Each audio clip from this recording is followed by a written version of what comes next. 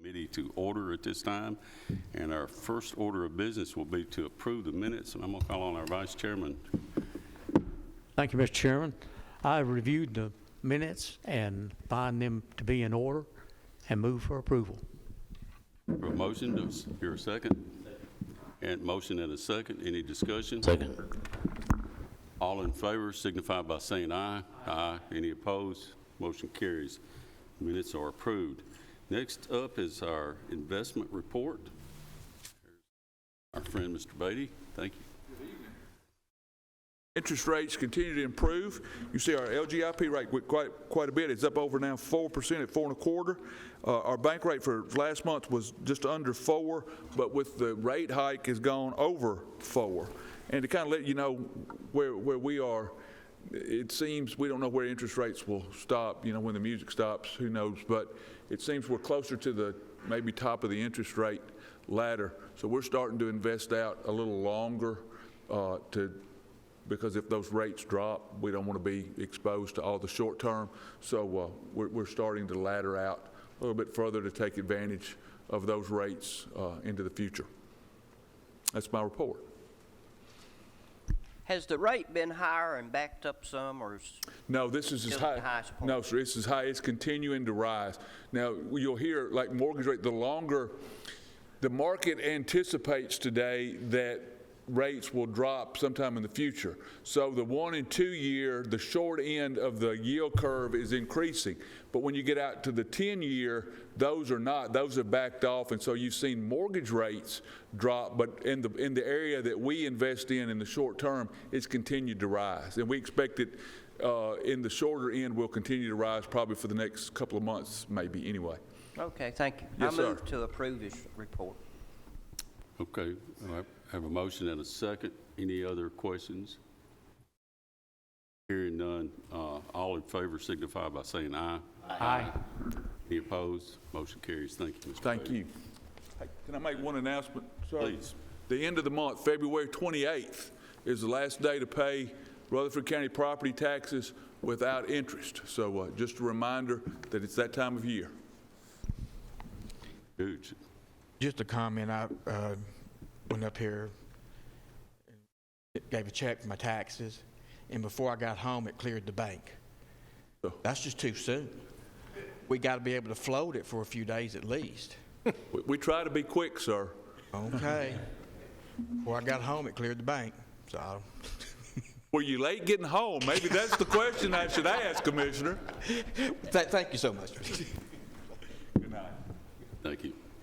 Okay, next on the agenda is the fund condition report. We'll ask our finance director to. So I want to cover a couple things tonight.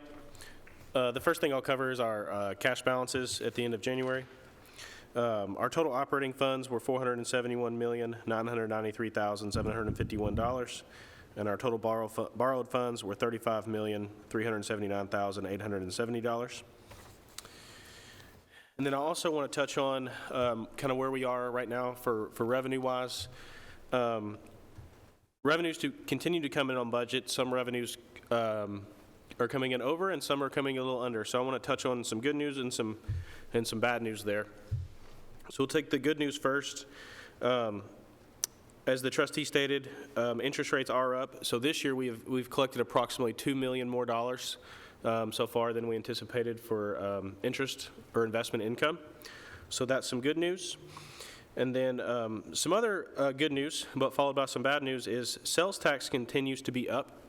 So for the year, we're up a little over 9%. However, we have noticed some revenues, including sales tax, slow down. So for example, the first few months of the year, sales tax growth was 10%. This past month, when we received it, it was 3%. So that is a pretty steep drop, so we have noticed that slowing.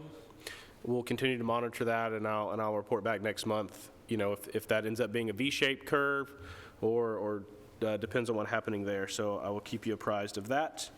Also hotel motel tax continues to be up almost a little over 18%. So that is some good news. And then at the end of January, we have collected approximately 60% of property tax. And then you can see on the revenue report that's on your iPads That is consistent with prior years, within 1 to 2 percentage points up or down. So that is still on pace. Then I was also asked to touch on a couple of other things on where we stand fund balance-wise with some of our funds and kind of where we stand and where we started the year. So I'll touch on that. We started the year in our general fund with approximately 37% of fund balance to appropriations, and we currently sit at about 27%. The majority of that decrease was due to moving revenue loss funds from the general fund over to our capital projects funds to fund the Dell Web building. However, we are monitoring that. As a reminder, we do like to keep that at 30, somewhere around 30% to maintain our AAA bond rating. But I was asked to comment on that, so I'll comment on that. We are continuing to monitor the rest of our percentages of fund balance to make sure we are currently still in compliance with all of our fund balance policies. So that is good news. And I will take any questions if Mayor. Thank you, Michael. If you could elaborate on the fund balance, you said it came from 37 to 27, correct? Percent? yes. And the biggest reason for that was the movement of funds to Dell Web, correct? That's correct. Okay, so going forward, if we're needing 30% or better to maintain the AAA bond rating, can you anticipate other expenditures or other revenue sources that would appreciably affect that 27% going forward? So let me expand on that a little bit. Is kind of what you're asking. So keep in mind, even if we approve a budget amendment that does not involve fund balance, that percentage is still going to change because it's a percent of fund balance to appropriations. So anytime appropriations increases, so I just want to make that aware. So while we did move $8 to $9 million of fund balance out of the general fund into our capital projects funds, that's the majority of the effect here. But let's say, tonight, even if we got $1 million grant, that $1 million grant, even though it has revenue with it, is going to increase appropriations, which is going to lower your percentage of fund balance to appropriations. So I don't anticipate anything affecting it anywhere near as much as we did with the Dell Web funding there. However, as we receive more grant funds and as things pop up throughout the year, I think that percentage could fluctuate a little bit, but I don't think it would fluctuate at 10% like we did when we made that one, $8 to $9 million swing. I hope that answered your question. It did. I guess my question is what can we do in the next 4 months that can get that number back closer to 30? Is there anything we can do internally, or is everything pretty much baked in, and what we're going to have to do is going to be reflective in the next budget year? I think everything will be reflected in the next budget year unless we have some type of amendment. For example, let me give you an example.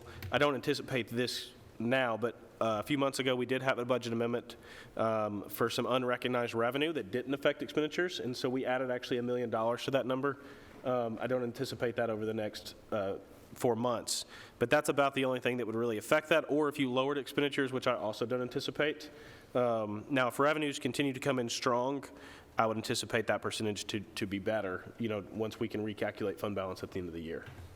One final question, Mr. Chairman, if I may. So if we can continue to see if we see a trend in sales tax revenue falling, which we went from 9 and 10% down to 3% in this last month, how does that affect, or does it affect the fund balance, and if so, to what extent? That does not affect this calculation as you see here. Okay, thank you. Mr. Chairman, did you say that there's been an increase in the sales tax revenue?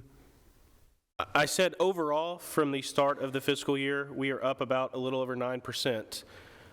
However, this past month to month, from the receipts we got in January compared to the January of last year, that growth was only 3%.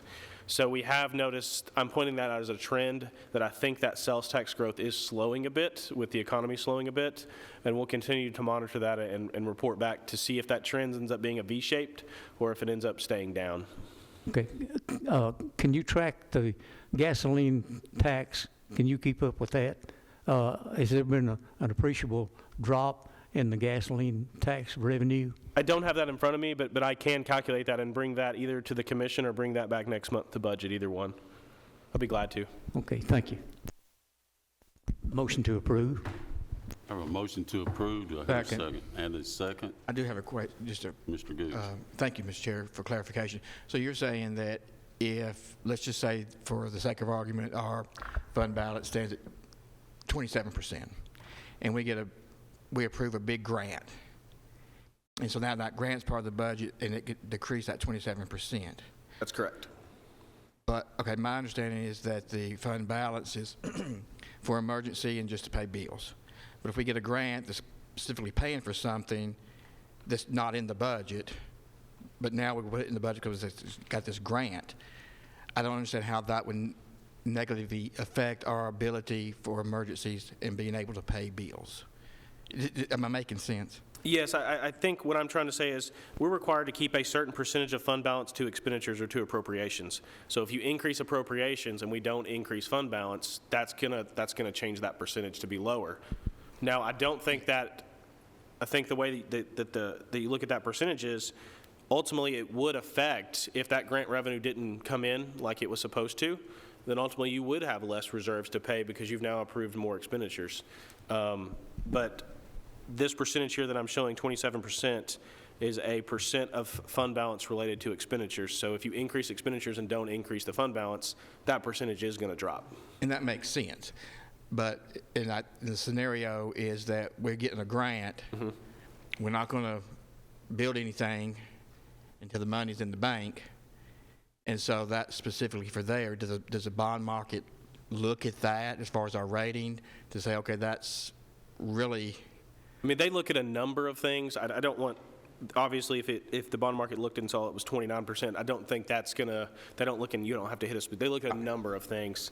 So yes, I think they look at your cash reserves, your cash flow, your expenditures of fund balance. They look at a number of things, but I monitor that percentage of fund balance every month. Yeah. One, to make sure we're meeting our 15% minimum that's required. Plus, I think that's a good gauge to see, kind of what our reserves are, because if all of a sudden we started approving $200 million of expenditures, even if we anticipated revenue, we still want that safety net there. I understand. So, all right, thank you. Any other questions for the director?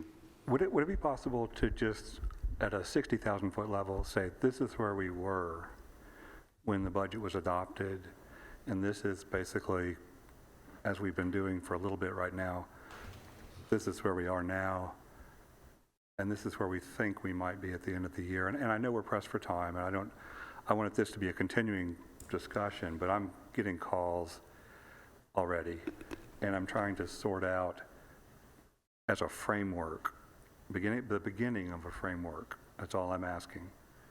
Okay, this is where the budget was, because folks go online and they look at the budget and they say, oh my God,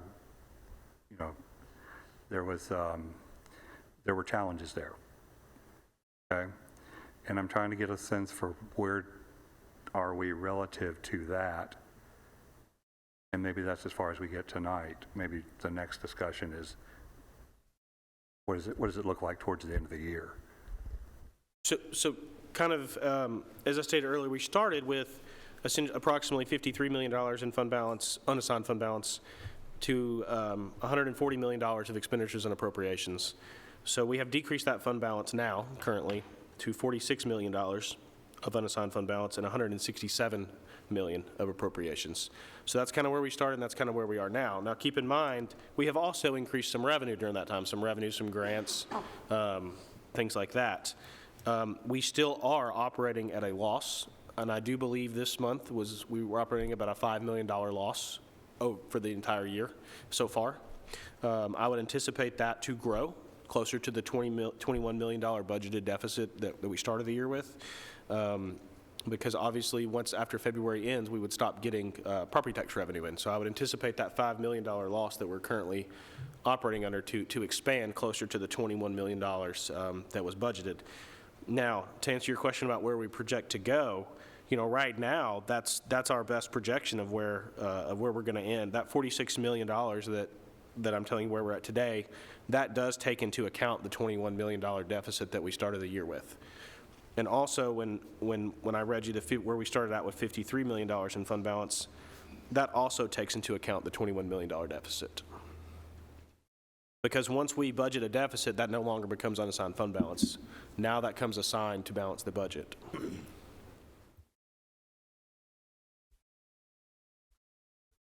One more quick question. How does ARPA money figure into the estimated change in fund balance and estimated revenues for the statement of proposed operations, I guess you could say? So our ARPA money does not figure into this because we received that ARPA money revenue loss into the general fund last fiscal year. And that did prop up the general fund for last fiscal year. That was essentially one-time funding. So I believe without having it in front of me, I believe we broke pretty close to even last year. Without that ARPA money, we would have went into the negative pretty far. I believe it was $24 million in revenue loss last year, off the top of my head. Which year was that? Last FY '22. 22, fiscal year in 2022. Okay. And then so it really has no effect on this year because that was a one-time funding source. So we do not have that this year to prop up the general fund per se for FY '23. To be sure, I want to make sure I understand this. The general fund received on or about $24 million in ARPA money, correct? Yes, I'm going to double check that number, but yes. Yeah, but that's just a rough number. And so that $24 million then was used for a number of things, not limited to, but certainly including raises, new hires. Is that correct? Once it went to the general fund, we had some discretion about what we could use it for, and it was used for those purposes. Is that inaccurate? Correct. Out of the $64 million. That is inaccurate. Is that accurate? That the of the $24 million that came out of ARPA to the general fund was then used for the new hires and the raises and other things that came Correct. out? Yes. Okay, so that is an accurate statement. So going forward, though, we still have those reoccurring expenses, but without the benefit of the ARPA money, correct? Yes. That's correct. Thank you. Any further questions? Thank you, Mr. Chairman. One thing that we had mentioned just in passing, all of us get these kind of calls. And possibly we could work with Cody and our finance director to put up a frequently asked questions page that will maybe deflect some of them or say, hey, here's where the answer is. And, you know, that'll give us some time to prepare it. Because a lot of times, you know, answering off the cuff is not easy. Michael? I would like to add one thing. We do get a lot of questions, and I just want to make sure everybody knows this.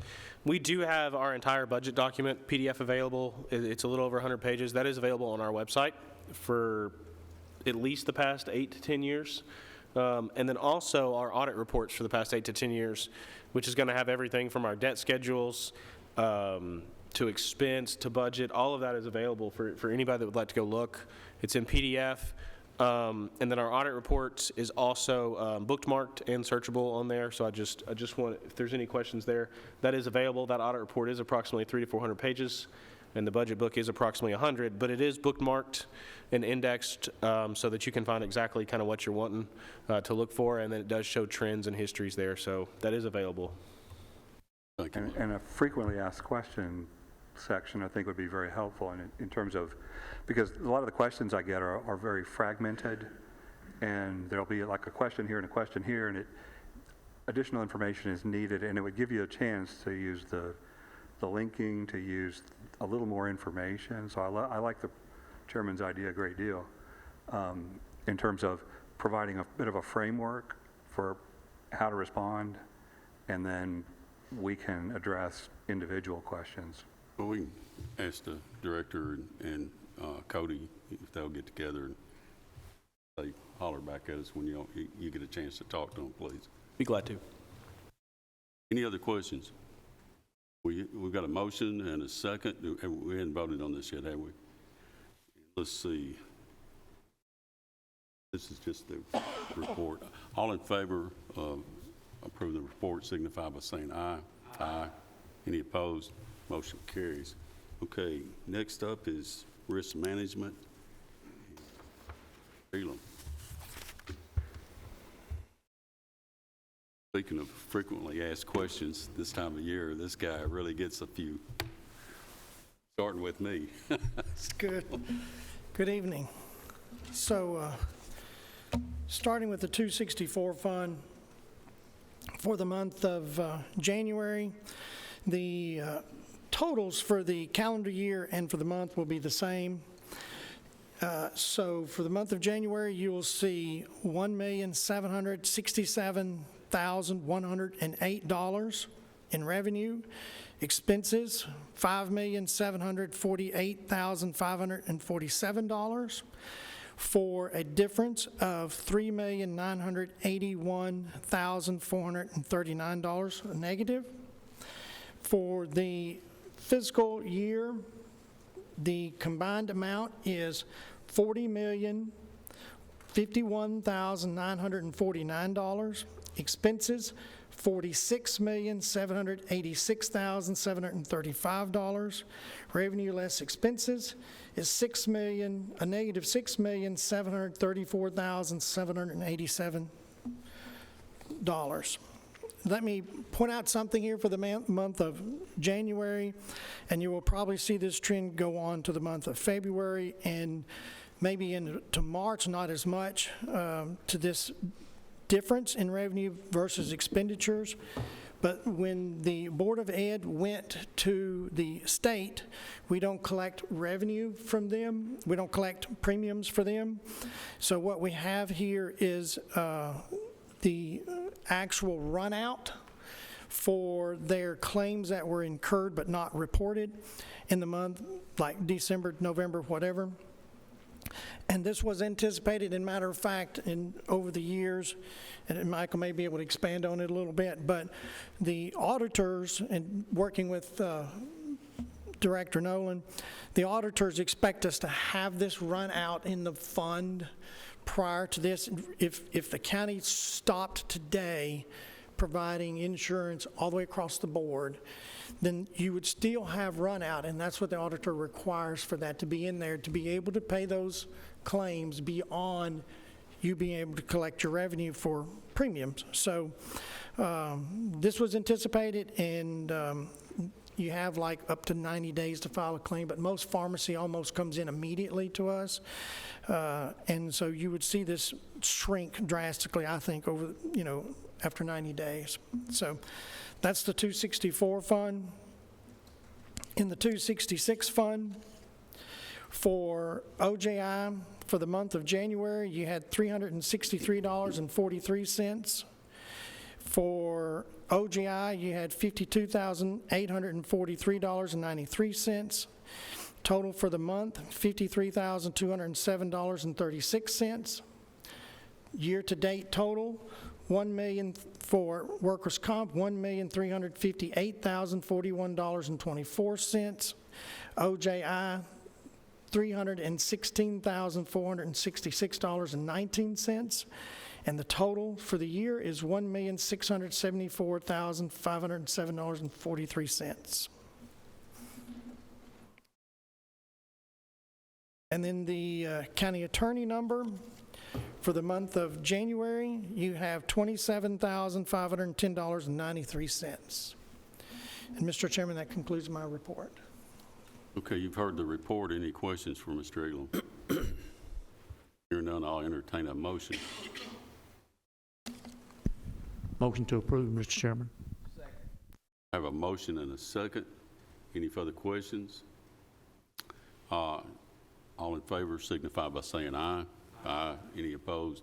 Motion carries. Now, before you leave, Yeah, I was going to bring it up. we were talking about questions, Yes. so I'm going to let him explain. So there's a little bit of confusion on the emergency medical, going to the emergency room at different facilities, and I think just recently a letter from Cigna went out saying that Middle Tennessee physicians, emergency physicians, had not renewed their contract with St. Thomas, and that they were no longer in contract. Well, The reason for that, and this is the way, there's a No Surprise Act law that has come out, and the reason for that is you basically, the no surprise is if you go to the emergency room and seek emergency care, you don't get this surprise bill that says, oh, you were out of network and you're not allowed, and you get this big bill and your insurance company's not paying it.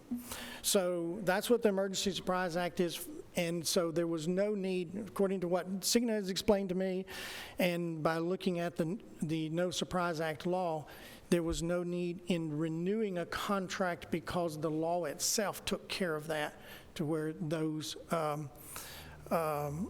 claims would be paid with your insurance.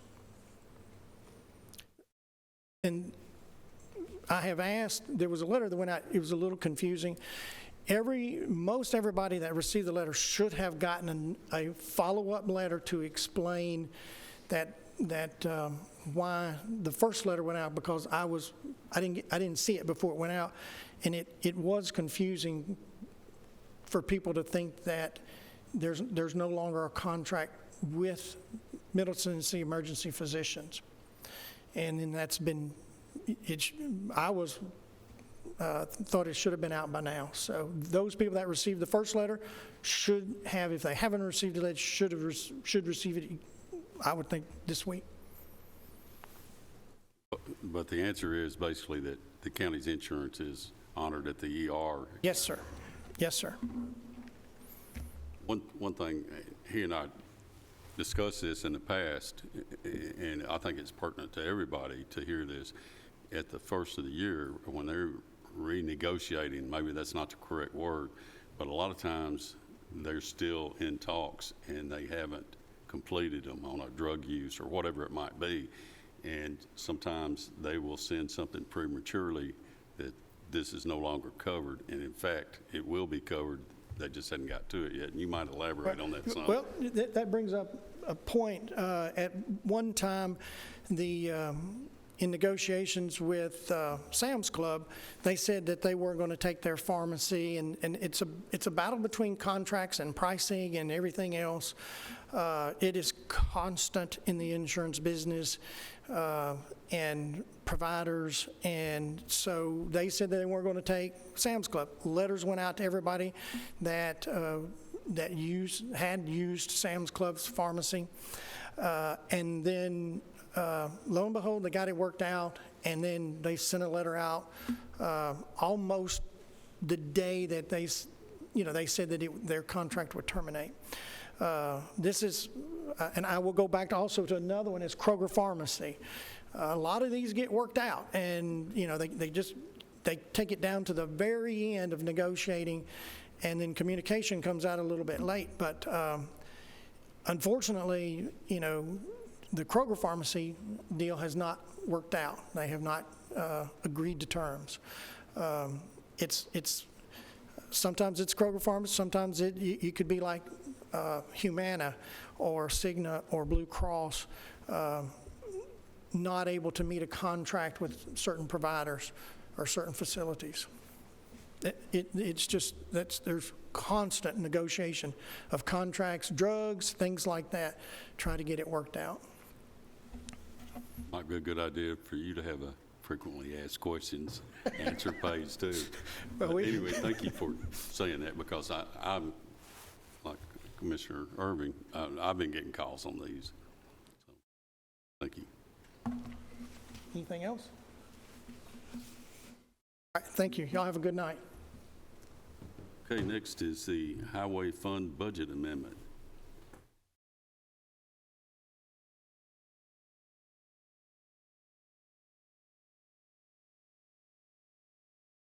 Welcome. Good evening. Thank you.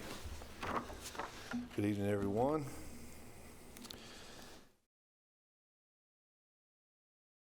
I have for you tonight a budget amendment for the Highway Department. It was approved at the February meeting of the Road Commission unanimously, and I'll just run through it right quick. That's okay. We want to move from our fund ending balance $2,400,000. We want to move that into our other contracted services line item, our asphalt line item, our diesel fuel line item, and our bridge construction line item. And just to give you a little bit of background on what those actually are, the other contracted services is for that's where we get our line striping, our pavement marking. I'm going to skip over asphalt and come back to that because that's the largest one, obviously. The diesel fuel, the increase in diesel fuel kind of speaks for itself. It's just kind of the trend we're in right now, unfortunately. Bridge construction, that is where we get our guardrail repair money out of.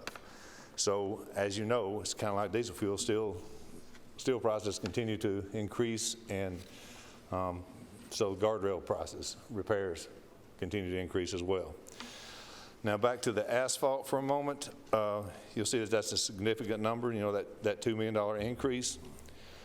I need to give you a little bit of background about how we operate at the Highway Department on our annual paving or repaving. Typically, we try to repave about 45 miles annually of road, resurface. And when we do that, if we're able to accomplish that consistently, then we can put our road system as it exists right now on about a 15-year cycle. And that typically works out pretty good because, good asphalt should, for the most part, last for 15 years. So typically we try to do 45 miles, in a year's time. Now, this past year, not fiscal year, but calendar year, we were able to start paving because of the weather about a month early. So we started, 1st of March instead of 1st of April. And we paved right up until just our Christmas break, if you will. And during that calendar year, we were able to accomplish like 88 miles of resurfacing. A lot of things factor into that, proximity to our vendor, what kind of road we're repaving. Are we repaving a rural county road where we can just sit down and run uninterrupted, or are we paving a subdivision where we have a lot of intersections and cul-de-sacs that slows us down a whole lot and not able to get the tonnage that we would if we were paving a county road, So those things factor into it. And traffic, where the road we're working on is located in relation to our vendors, is critical in how much we get done. Because if you have to go all the way through town or way out on the fringes of the county, we're just not going to get as much done. So all the stars lined up, if you will, and we were able in the calendar year we were able to get 88 miles resurfaced. So that means, and if you back that down into our fiscal year, which is what this budget amendment is about, we since July the 1st until we quit, I don't know, I think it was December 12th or 13th, somewhere right along in there, we were able to get those 45 miles just in that time frame. So that's good and bad. It's good we got a lot done, but it's bad it kind of ran us out of money. So this money that we're taking from our fund balance, which, as you all know, our fund balance is our money. It's what we have managed to save over the years from our revenue. This would allow us to start working back when the weather's conducive, whether it be March or April, and make it to our next operating budget. Mr. Johnson. Yeah, Mr. Chairman, with 980 miles of roads, we can brag about how good the highway system is in the county. And as chairman of the road board right now, the ending fund balance is still healthy. And Michael, the way I understand it, from the money from January of this year, January last year, the highway fund is about $2 million more, somewhere in that neighborhood, correct? Okay, so we can all enjoy riding on the good roads thanks to the Highway Department. And so I move for approval. Have a motion to approve the amendments. Second. And a second. Oh, if y'all know that, I think it's the Overroad Truckers Association has voted Tennessee the best roads in the nation year after year. And a lot of that to do with this guy here. Any questions? Good. So, so this is coming from the ending fund balance? Yes, sir. And what, just curious, what percent does that leave us at? I'm sorry? What percent ending fund balance would that leave us at after this? We will still, yeah, if you want to speak to that, my understanding is it appears to me we'll still be about 120% funded. Yeah, so right now, before this amendment, they're about 100, if you take all their fund balance, about 157% is where they're at today. Yeah. So I think it'll probably be a little north of 120%, but it'll still be well above 100. Any other questions? Call roll, Mark.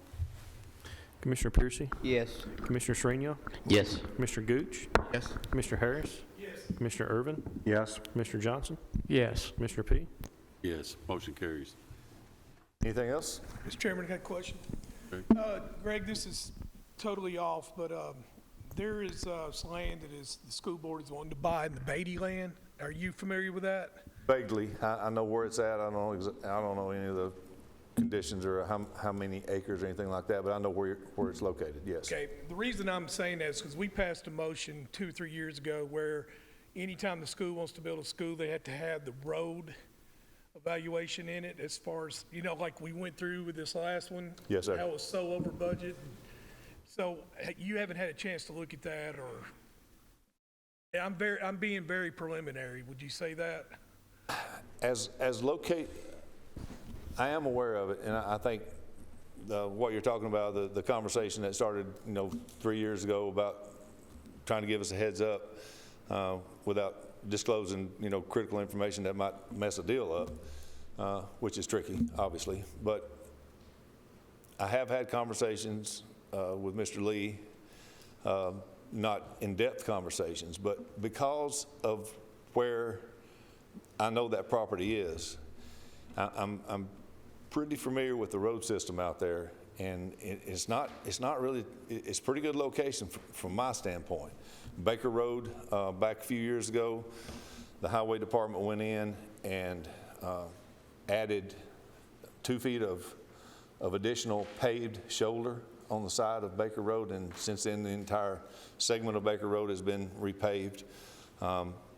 Blackman Road, this section is now in the city. It's in front of what was known as the Shelton Farm. Back years ago, we went in and widened out. I don't remember. Well, it was from Baker Road all the way back to the curve just before the 4-way stop. So it's that pretty good section right through there. As our county roads go, that's a decent location, in my opinion. Thank you. Excuse me, Mr. Chairman. Okay, they won't be the debacle of the Plano situation. The school system has been working pretty good with you on the infrastructure on this, and we won't have to be facing the problem that we had with Plano Road and all down in there. Nowhere near that. No, sir.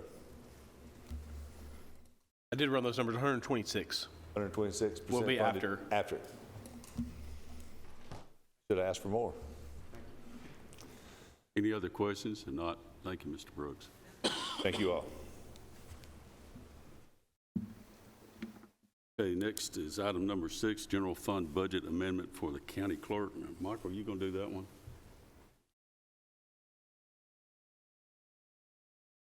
Are you going to do item 6, the county clerk? Yes.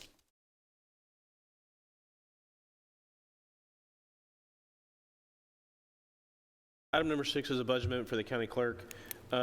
Normally in her budget, she does budget about $15,000 for communication. However, last year, there was an anticipation of reduced communication costs, so her budget was reduced to $2,500. All of those savings did not come to realization. So this is essentially putting back out of fund balance the $12,500 that was there in prior years.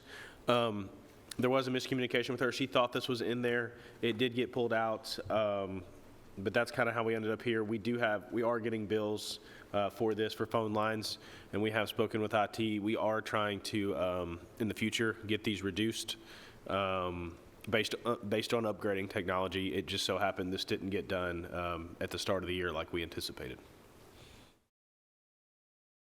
You've heard the request. This is actually a bill that we owe. Sometimes we don't have a whole lot of choice, but I would recommend someone make a motion for me. Motion to approve. Thank you, Commissioner. Do I hear a second? Second, Commissioner Irving. Any questions? Hear none, call roll. Commissioner Piercy? Yes. Commissioner Srinial? Yes. Commissioner Gooch? Yes. Commissioner Harris? Yes. Commissioner Irvin? Yes. Commissioner Johnson? Yes. Commissioner P? Yes, motion carries. Thank you. All right, item number 7, general fund budget amendment for the sheriff's office. I think you've got 2 items, right? Yes. Good evening. This amendment is to take funds received from 2 insurance checks for 2 vehicles that was totaled, $9,488 from our insurance recovery funds. Funds from a vehicle's fees where we work extra duty, they pay us vehicle fees, $4,314 from our other charges and for services, and $10,000 from our communications equipment, and place the total $23,802 into our maintenance and repair of vehicles. Any questions for Mr. Spence? If not, I'll entertain a motion. I so move approve the budget. Tonto moves. Do I hear a second? And a second, Commissioner Piercy. Any further questions? Call roll, please. Commissioner Piercy? Yes. Commissioner Srinial? Yes. Gooch? Yes. Commissioner Harris? Yes. Commissioner Irvin? Yes. Commissioner Johnson? Yes. Commissioner P? Yes, motion carries. Please continue. Yes, sir. We are requesting to apply for the Tennessee Department of Health Confinement Facilities Grant with the Work Center. We're going to go partners with them if we're allowed to apply for it. And we'll submit one application, and there's no match to this grant. Motion to approve. Okay, I have a motion and a second. Any further questions on this grant? Or who was the second? Irving. Hearing none, call roll, please. Commissioner Piercy? Yes. Commissioner Srinial? Yes. Commissioner Gooch? Yes. Commissioner Harris? Yes. Commissioner Irvin? Yes. Commissioner Johnson? Yes. Commissioner P? Yes. And that passed. Thank you.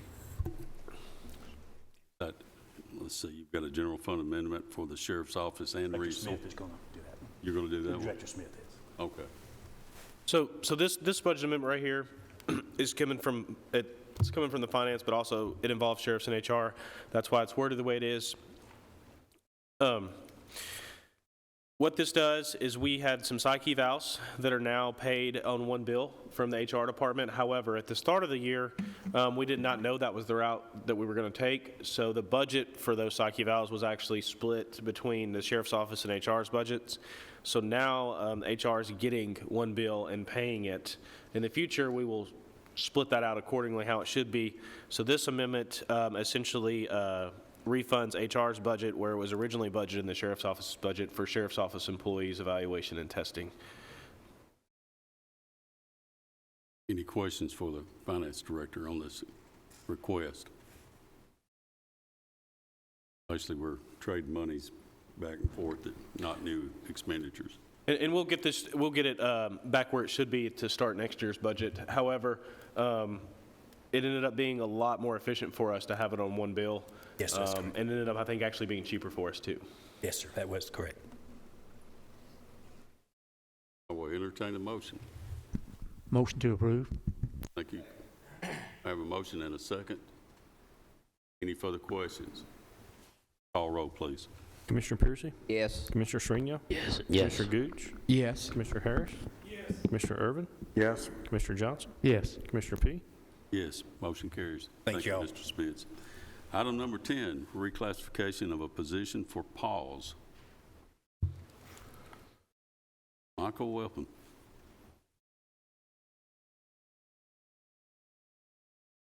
Good evening. We are asking to reclassify our second veterinarian position to a higher pay grade. We did have an interview with someone within the last couple of weeks, but the pay structure as it's currently done needs to be raised. That's more appropriate for that position. So it would take it from a grade 47 to a grade 49. Being that the position has been empty, it will require no new money for this budget year to do that reclassification. Any questions for the director? What will it require in out years? This year, we only budgeted that position for 6 months, so we will be picking up the other 6 months next year if this applicant does accept our offer. It will take it from, I believe it was 53 to 55 is what we had budgeted for this year, so to take it to somewhere around 100,000 for the full year. So for a 12-month period, it's 100,000? Roughly. Yes, sir. Okay. I'm giving you rough figures. Yes, sir. You've heard the request. Are there any other questions? Michael, is that a change from what you originally sent me that I put in the agenda? I think I had a 44 to a 47. I'm sorry. Yes, it is 44 now. It's going to a 47. I Okay. apologize. I read the wrong note on my paper there. Yes, sir. Okay. Motion to approve. I have a motion to approve. And a second. Is there any other discussion? Michael, why are you doing this right now? I mean, it is... The biggest thing is that position we knew for quite some time was going to be difficult to fill. I went back today and did some research. We budgeted in the 2017 fiscal year for a part-time vet position, had no applicants. In 2018, we changed it to a full-time position and posted it at 69,000 and received one applicant that never even returned our call for an interview. So we've been trying with this for quite some time. The applicant that we have is asking for more money than what we're able to offer, but also based on the skills that they already possess, they're deserving of that. When I look, I did some research with the Tennessee Veterinary Medical Association and looked at just veterinarian openings in Tennessee, and there are 102 openings in Tennessee alone, with the ones that have salaries posted from 85,000 to 150,000. Well, the reason I'm asking is you've got money there that hadn't been used. Is that going to be enough to get you through this fiscal year? Oh, yes, sir. Without Yes, sir. adding this now? That's why I was asking the question is why now? I can't offer them the pay that they're asking for with it being classified in a lower grade right now. Okay. Even though the money's available, the pay table structure doesn't allow me to do that. That answers. I'm sorry. I kind of went everywhere. I'm That's all sorry. right, Commissioner Gooch. Thank you, Mr. Chair. Did you say the applicant is more likely or will accept the position at a pay grade of 47? That gets them to closer to where they were listed as their minimum compensation on their application. I can't make them an offer yet, contingent upon what occurs here this evening. Okay. Yes, sir. Thank you. Any further questions from anybody? Not. We've got a motion and a second. Call roll, please. Commissioner Piercy? Yes. Commissioner Shrino? Yes. Commissioner Gooch? Yes. Harris? Yes. Commissioner Irvin? Yes. Commissioner Johnson? Yes. Commissioner P? Yes, motion carries. Thank you all. Good luck, Michael. Thank you, sir. Item 11, application for assistance to firefighter grant program for fire rescue. Chief Farley.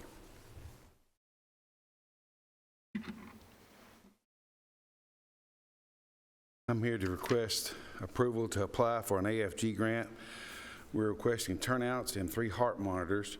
The heart monitors wasn't on the agenda of public safety, but I did get Chairman Reed's approval to bring it forward to y'all. So we're requesting, it's a $450,000 grant.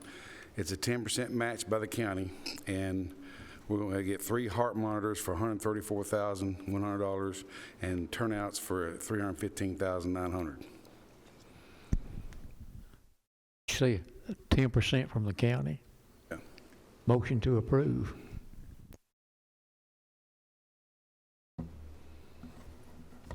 I have a motion and a second. Any other questions on this grant application? Hear none. All in favor signify by saying aye. Aye. Any opposed? Motion carries. Thank you. Chairman P., wait just a minute.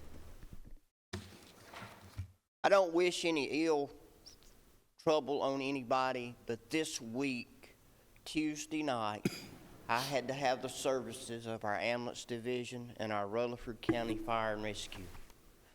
I've never been so impressed with any two groups of people in my life.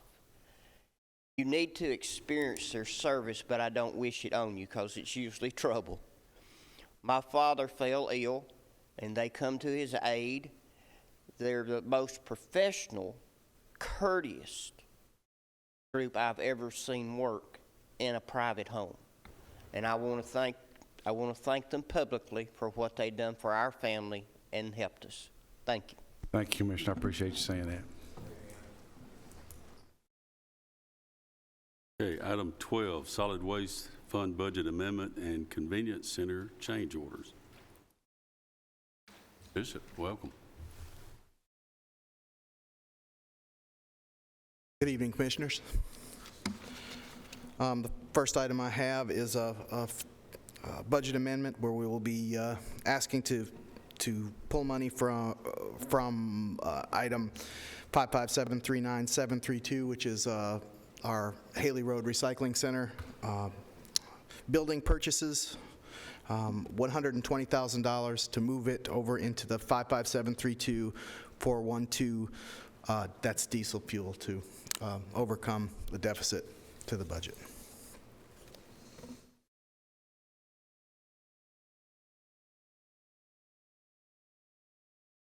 Motion to approve. I have a motion and a second. Any questions? Request. Call roll, please. Commissioner Pearson? Yes. Commissioner Srinio? Yes. Commissioner Gooch? Yes. Commissioner Harris? Yes. Commissioner Irvin? Yes. Commissioner Johnson? Yes. Commissioner P? Yes. Motion carries. Continue, please. Thank you. The next item is, there are actually two change orders to the convenience center projects. One was at the Rockvale Convenience Center project, and the other was on the Leanna Convenience Center project try to get them in the right order here.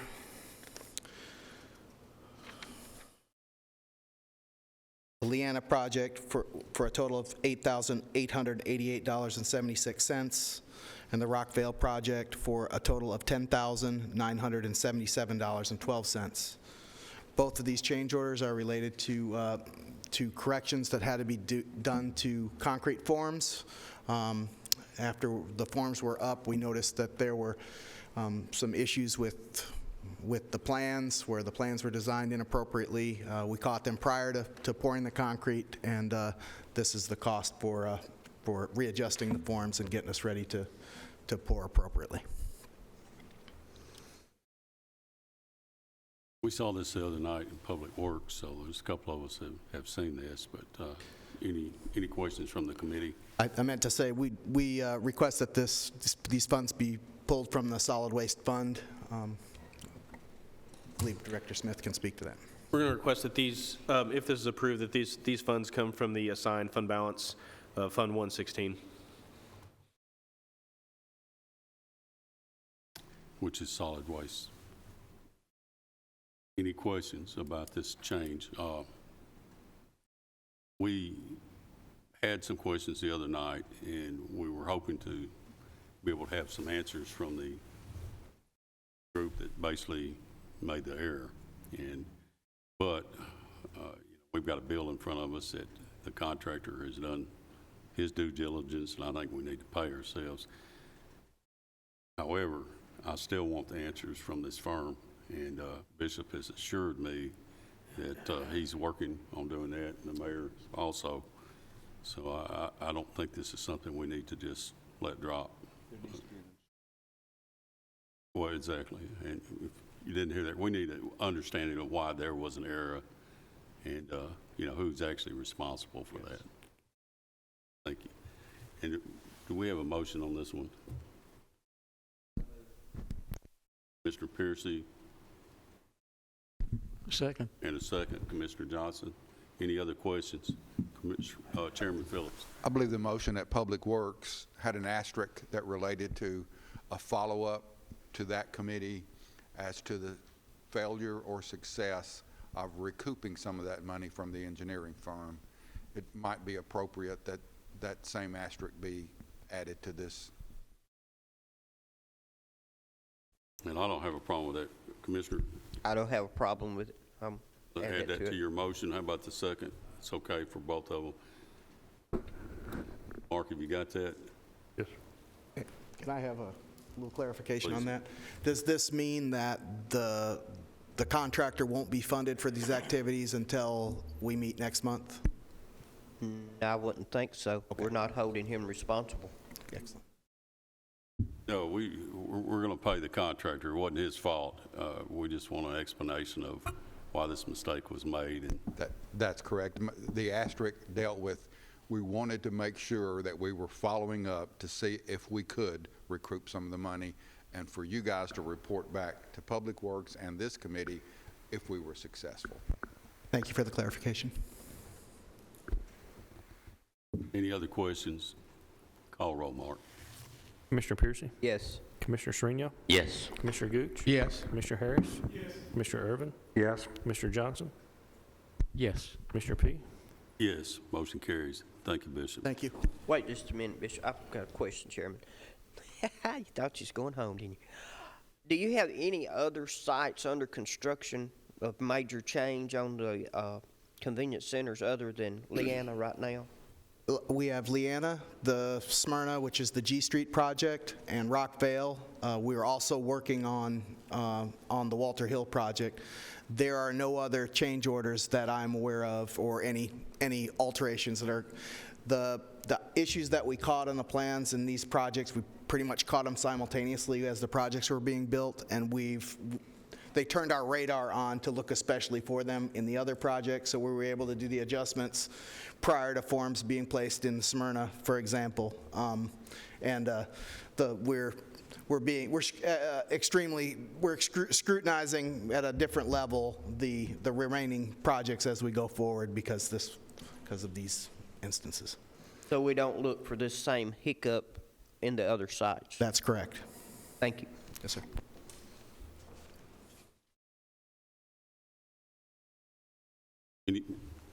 That's got all our questions answered in. Thank you.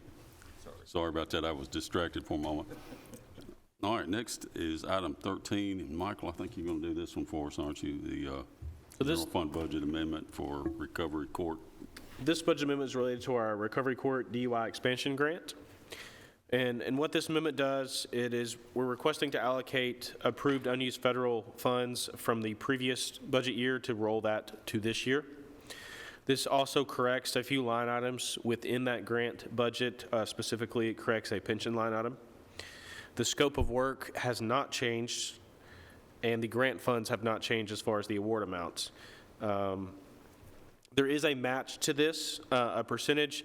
That percentage is rolled from this year. That's why you see a small percentage, or $20,000 coming out of the unassigned fund balance. That is required when we roll this grant there. So this grant was already approved. We're just requesting to roll these funds to this year. Okay, you've heard the request. Motion to approve. Harris. Second. Second. Mr. Johnson. Any other discussion? I have a question. Am I missing something? The bottom line? So I did. The increase and the requested decrease tie. Yes. So if you look, two things here. The bottom foot for $100,643 does not include the $60,000 up there at the top. And they're kind of in two separate parts. The top part is the funding part, and the bottom part is really the expense part. So if you wanted to make that foot, you would have to move the 60,000 column over because they're increases and decreases, not debits and credits. So we're increasing revenue and we're decreasing unassigned fund balance to essentially fund this amendment here. So the total portion of this amendment is approximately $80,000.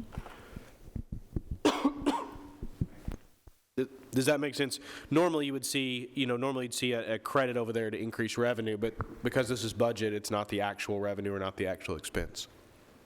I see what's going on now. Thank you. I'll roll on this. No, we need to call roll on that. Call roll. Oh, excuse me, Commissioner Pierce. All right, call roll, please. Commissioner Piercy? Yes. Commissioner Srinial? Yes. Commissioner Gooch? Yes. Commissioner Harris? Yes. Commissioner Irvin? Yes. Commissioner Johnson? Yes. Commissioner P? Yes, motion carries. All right, item 14, an agreement with MTSU for the Reentry Career Training Grant. Michael, you gonna do this one too?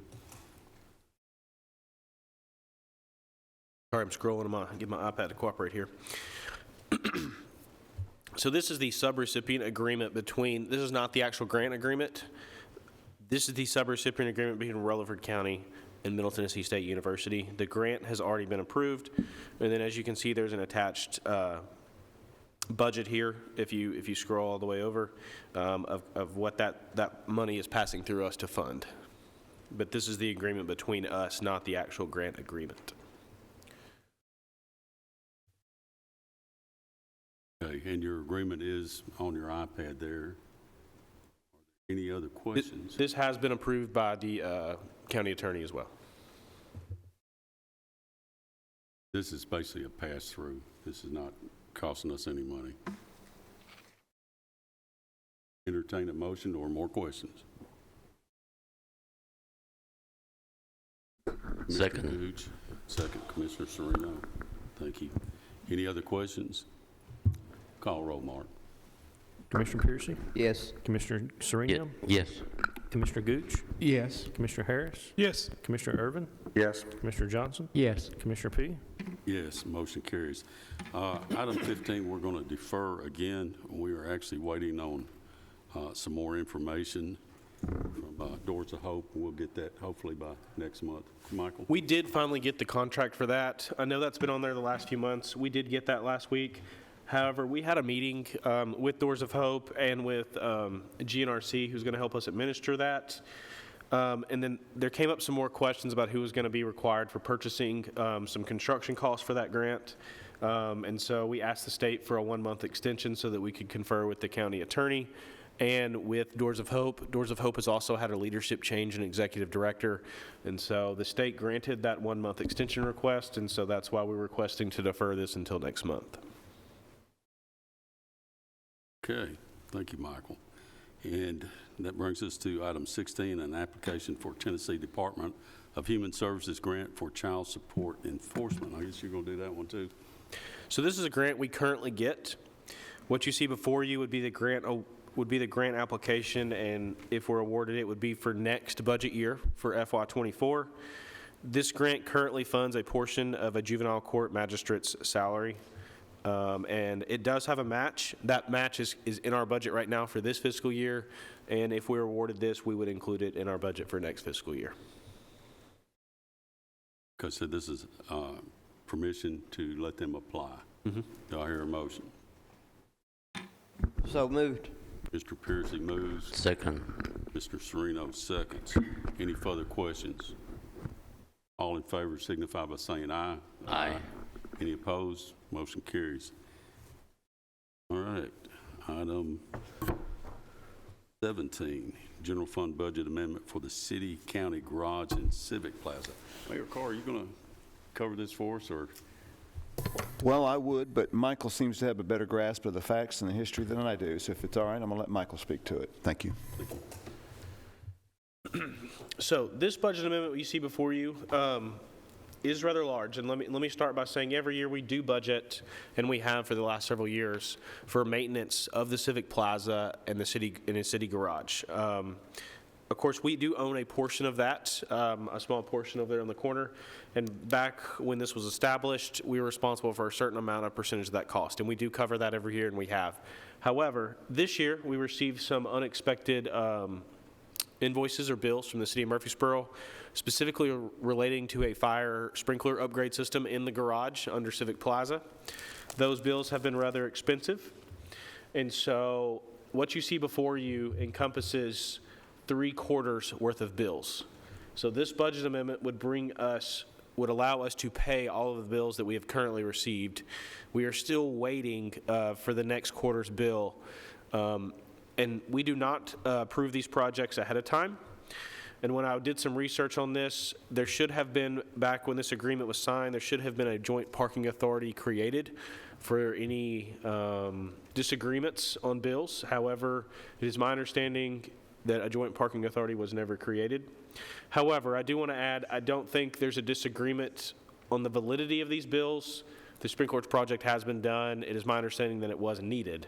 So I just want to say it's not that we disagree with the bills, we just did not know about that increased cost coming when the original budget was made. So if this budget amendment is approved, I do anticipate another budget amendment once we receive the next quarter's bill. I just don't know how much that bill is or will be, and so that's why it's not included on your iPad or on this budget amendment tonight. Any questions from the committee? Is this the one that was discussed? I vaguely recall discussion in property management about some of this space and the issues. I don't recall any resolution to it other than I think we were going to look into it. So I'm wondering if there's been additional information that I'm just not aware of that's resulted in it coming onto budget, or that out. So I can only speak from my portion on the budget side. We have received these bills. We have been holding at least one quarter's worth of bills, and we received the second quarter worth of bills, and trying to make sure what they were for, why they were so much.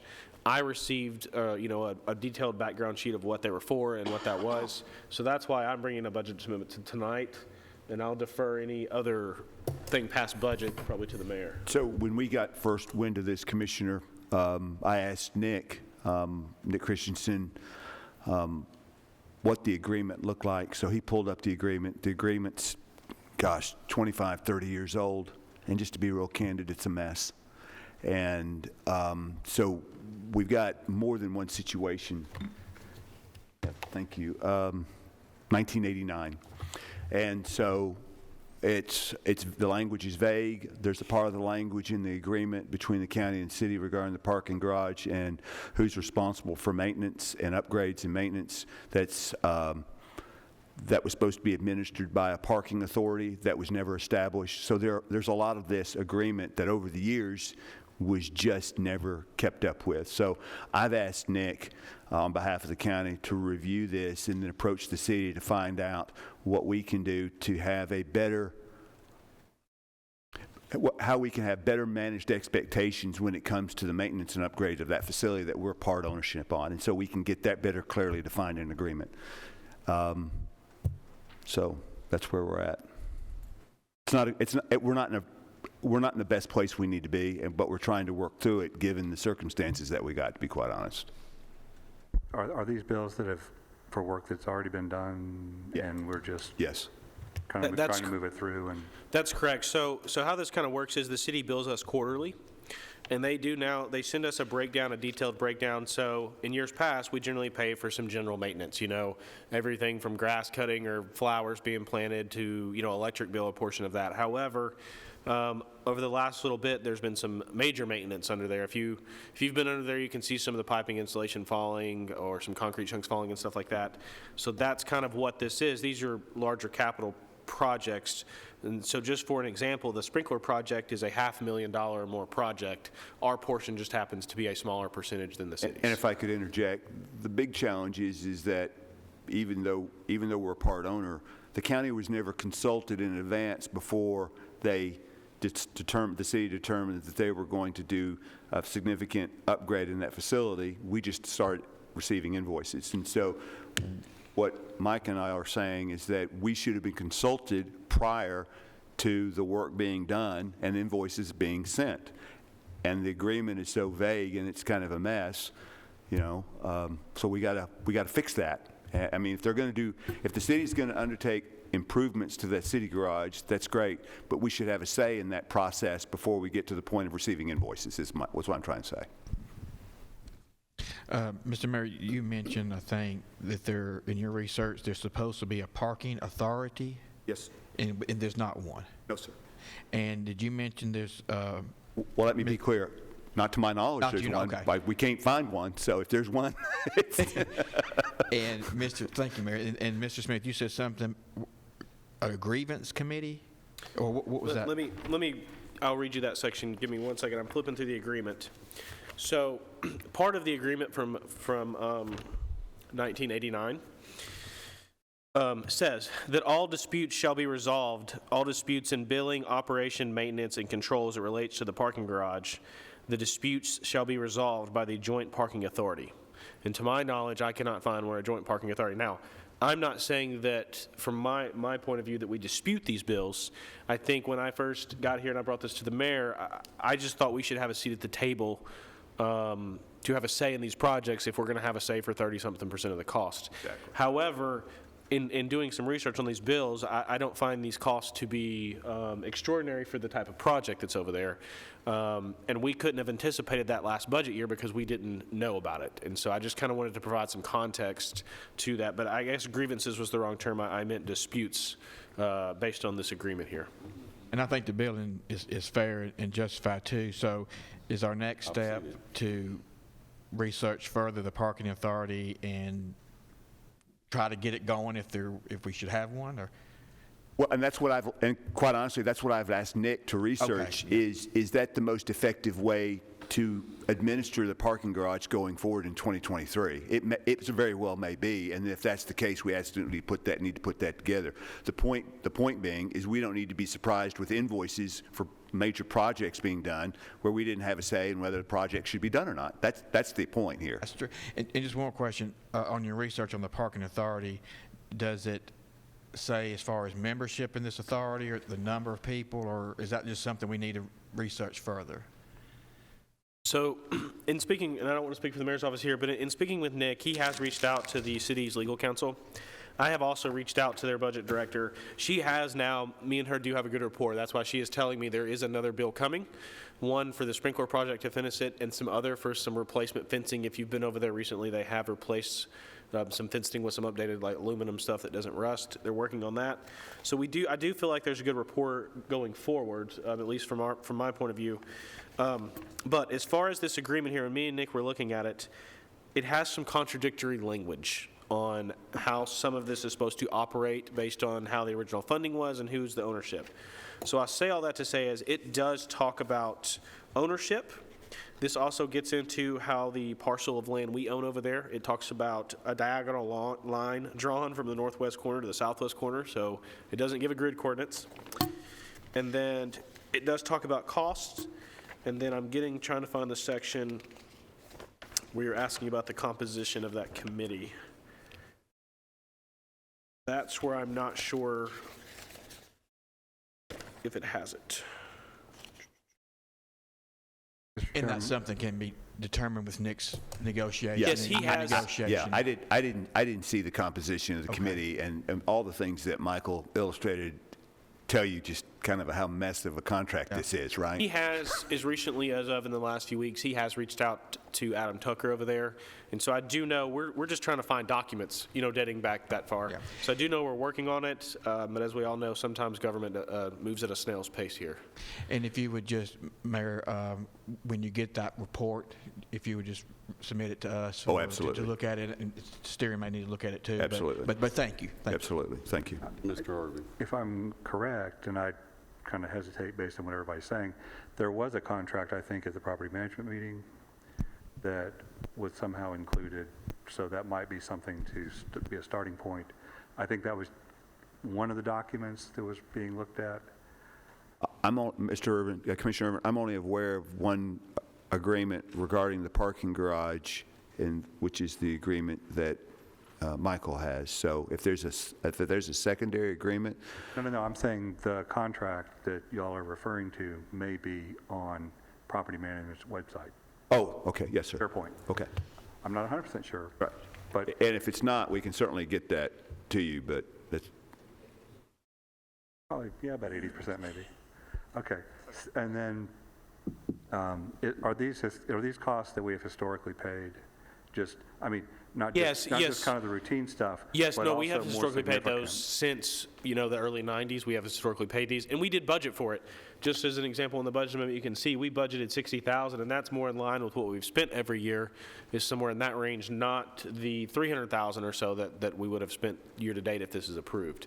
So I think it's just because of that large capital project in nature. I don't know if I missed this, but do we know what the second amount is? So this would encompass 3 bills that we've received. We bill quarterly, so we would have one more quarter. We're off kind of on our timing, but essentially, I do not know how much we've reached out, and I haven't received that yet. So I don't know. This will require another budget amendment for sure. We're afraid to guess, Commissioner. I'll just be candid.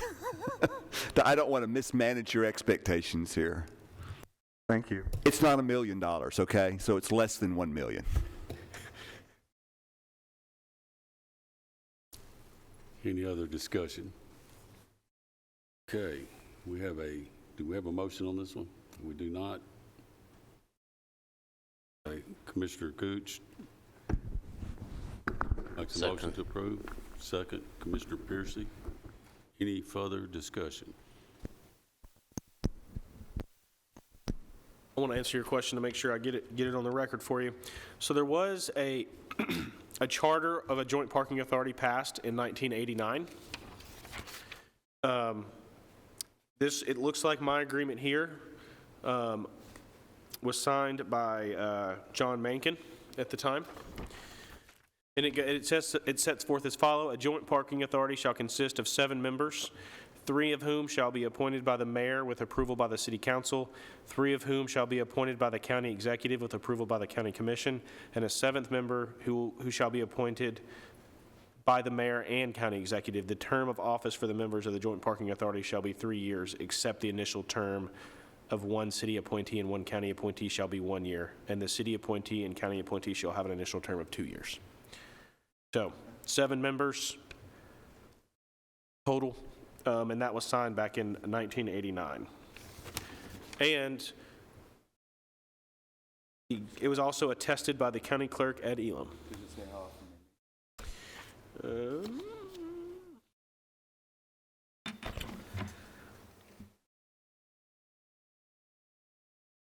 I don't think so. But anyways, I just want to make sure I answered your question while I found this.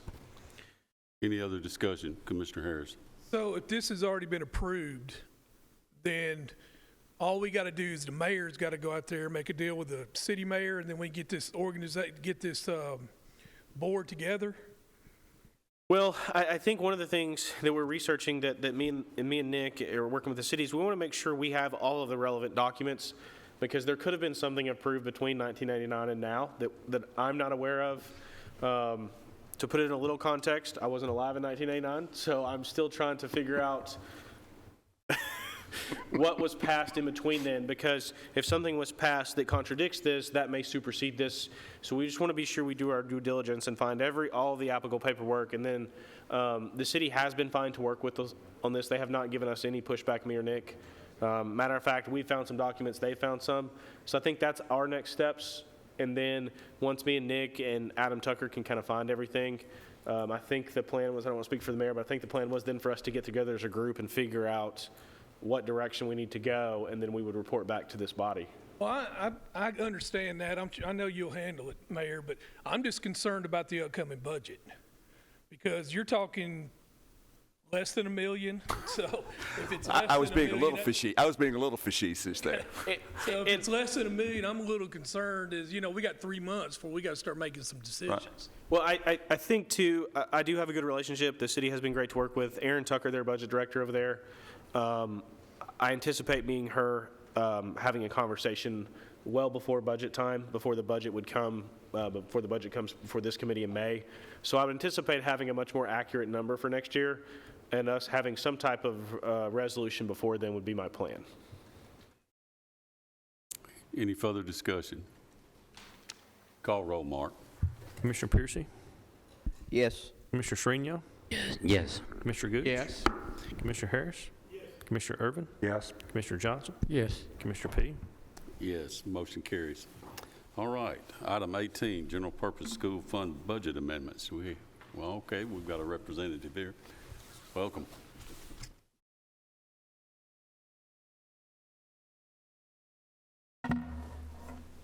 Good evening, Commissioners. Dr. Sullivan, who normally presents these, and I'm here to steal his thunder for a minute, he sends his regards because he is actually in a school board meeting right now, probably discussing some of the items that y'all were wanting to ask him. So he will be providing y'all an update, or you're welcome to reach out to him and call him. The first amendment that I'm presenting is out of our general purpose school budget, Fund 141.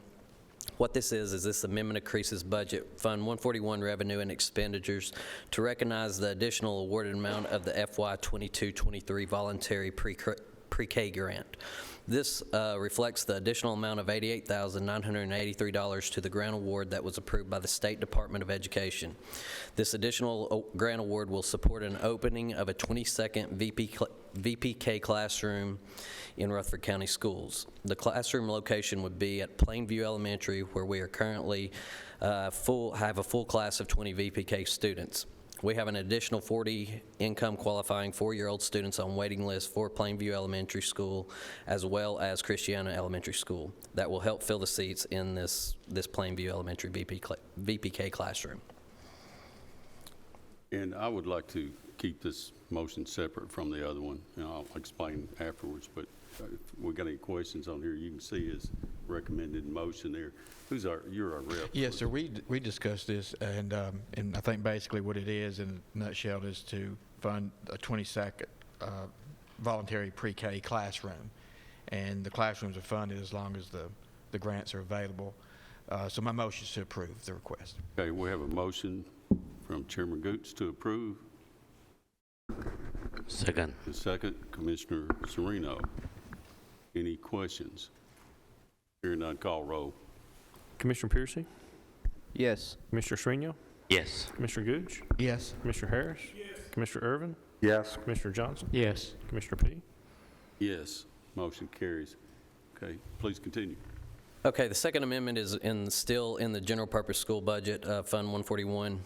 What this amendment does is clean up the expenditure line items at mid-year. On the revenue side, the budget is amended to reflect collections of disproportionality from the IDA federal funds. On the expenditure side, the larger items of this cleanup amendment reflect the higher cost and demand of custodial supplies, school maintenance supplies and parts, and instructional support supplies and materials. It also adjusts the salary lines to include additional approved positions not originally budgeted or transferring salaries to correct account numbers.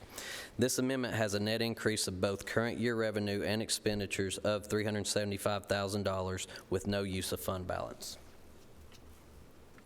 Any questions? Commissioner Irving. I noticed about the fourth or fifth line down, it says adjustments to salary lines include additional approved positions not originally budgeted. Could you give us a sense maybe for, how many new positions, what types, et cetera? Well, the biggest one in there, as far as those positions, is for 7 additional ESL teaching positions. The state requires a certain student-to-teacher ratio for those positions, and we had asked for an additional amount, but we're only approved for a certain. So these 7 additional bring us up to the state-mandated amount that we're supposed to be at. With that said, we've had a very difficult time filling them. So, I'm not sure that, we'll even use the full amount for this year, but we do like to make sure it's in there budgeted in case, we are able to fill those positions.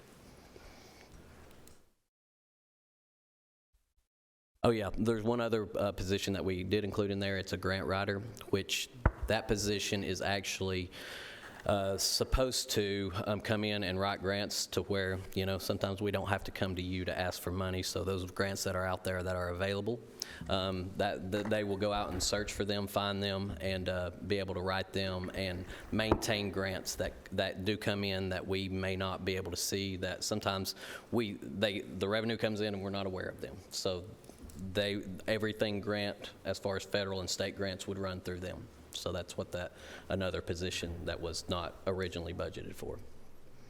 Okay, so 7 teaching positions and 1 grant writer. Say that again, I'm sorry, sir. 7 teaching positions and 1 grant writer. Yes. Okay. So. And then Can't help but notice $3 million for bound textbooks, and then there's a couple other items. I could, 2 custodial supplies for like 1.5 million. Yes. So what those are is we're just basically moving money out of the textbooks line item, and what that is for. Normally throughout, we are required by the state to do a certain textbook adoption. This year, it's going to be a math textbook adoption, which means that we have to supply every single student with a math textbook.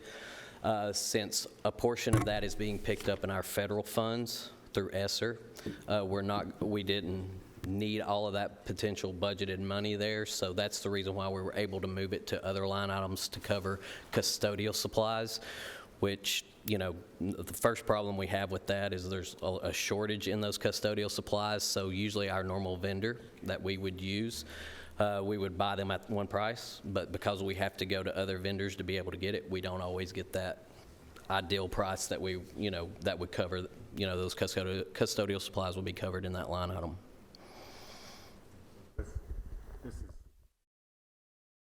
This is like 1.5 million for 5 months of custodial supplies. I just want to make sure I'm thinking. So if you look at the original amount budgeted in there was 1.1 million. Okay. So that was over the first half of the year. Okay. So what our goal is to make sure we've got that covered. So hopefully when we come back and do our final cleanup in June, we don't have to put more money in that particular line item. So we'll have it covered, hopefully. Okay. All right, thank you. Thank you, Commissioner Irving. That's the reason I split these up. You asked the questions I was going to ask. Any other discussion or questions? If not, I'll entertain a motion.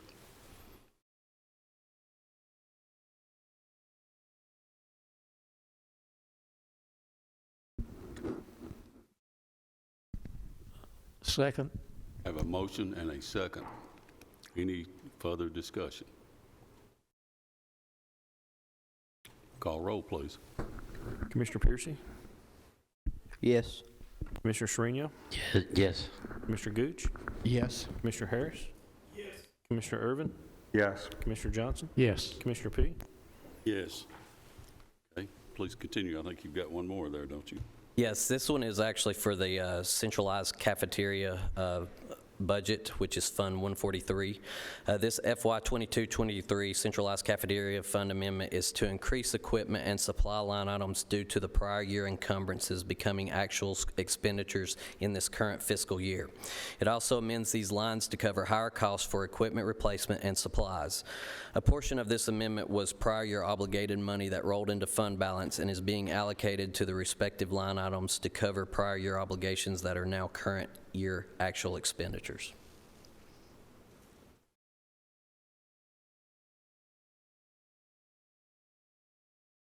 Heard the request. Any questions, or I'll entertain a motion.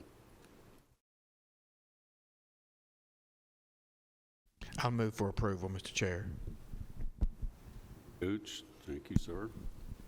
Second. Johnson, thank you. Any further discussion? Call roll, please. Commissioner Piercy? Yes. Commissioner Shrino? Yes. Commissioner Gooch? Yes. Commissioner Harris? Yes. Commissioner Irvin? Yes. Commissioner Johnson? Yes. Commissioner P? Yes, motion carries. We've got a couple of items under other business. Excuse me. Have you got something else? I'm sorry. No, I'm done. Mr. Chair, Thank you. just a quick question, if I may. My understanding is that the 5-year building plan is due on today. Is that what they're Yes, sir. discussing at That's the actually school board part of the meeting? school board meeting tonight. They're voting on which option they are going to go with. So. And so that should be able to be discussed at the next Health and Ed meeting, Exactly, is that correct? yes. Yes. Okay, thank you. Thank you, sir. All right, thank you. Okay, as I was fixing to mention, item 20 here is actually other business. And I want to make a quick statement. Tonight, we've had actually 5 items come to us that have not gone through our committee process. Now, normally I would say, guys, go back to the committee. And in the future, don't be surprised if you hear me say that. However, there are times when we need to go ahead and hear something, and most of the time it's got to do with a deadline that will not be reached otherwise unless we're bypassing the committees. But I always like to know that the committee members have been informed of that, which normally happens. The mayor and myself both concur that neither one of us like to be surprised. So I'd like to be given a heads up on these two. And when I do, I also pass that on to my committee members. I don't want you to be surprised either by something that's coming to us. And a lot of times it's not just me being finicky. It's a lot of times there may be a question where we need our county attorney sitting here with us so he can answer the questions that I know are going to come up, or at least that I may have. A lot of times there have to be resolutions that are put together by our finance department, and that takes time. And basically going through the committee process will flesh out a lot of these problems beforehand. And a lot of times we just need the time to react to get the information you're asking for. So that's why, I say please go through the committee process whenever possible. If it's not, I understand that, but please, give us a timely heads up as soon as you can. I think all the chairmen would concur with that. Having said that, we're going to go ahead and look at these next two. And first, I'm going to call on Mr. Mitchell, if he would. He's got some information he needs to share with us about his upcoming budget for the coming year. Robert actually had reached out to me, and I said, well, you're not on the agenda, but we'll bring you up to let you discuss this. Thank you, Commissioners. We have had some appeals. They call them dark store theory appeals, which are for big box retailers. Lowe's, Home Depot, Walmart, Kohl's. And what they do is the appeal process, their contention is that the value of these buildings is worth no more than it is if it's vacant. So if you look at the Lowe's on Old Fort Parkway or the Lowe's in Smyrna that on a weekend will be covered up with cars, their appeal is that, well, it should be valued at no more than it would be if it was a vacant building because it was built to our specifications for our needs, and if we pull out and move, it's worthless. They would say a building that we have on at $15 million should be appraised at $5 million, which is absurd, but a lot of times it's more difficult to prove to an administrative law judge that it's absurd than common sense would tell you it's absurd. So when they appeal these, they do it en masse all across the state. There's one firm out of Memphis that handles most of the appeals. They do them for Walmart. They'll do them for Home Depot. They'll do them for Lowe's. And they will appeal every county that has one of those in the state.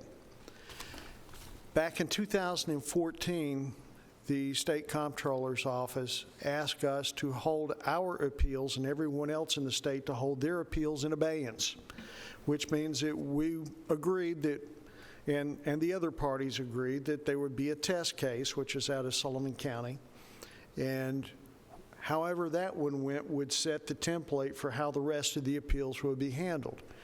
So it's my understanding they hired MAIs to do the appraisals. They hired, the county hired attorneys, they hired consultants, and shortly before it was set to go to trial, which was last year, they settled, which left everyone else in the state that was under abeyance scrambling. All right, now we have to actually hear these cases and we were waiting for this case to come out to set precedents. So we have been directed by the Secretary of State to mount a defense, and we're supposed to have a hearing on May the 2nd. We did have money in our consultant's line item in the Board of Equalization budget.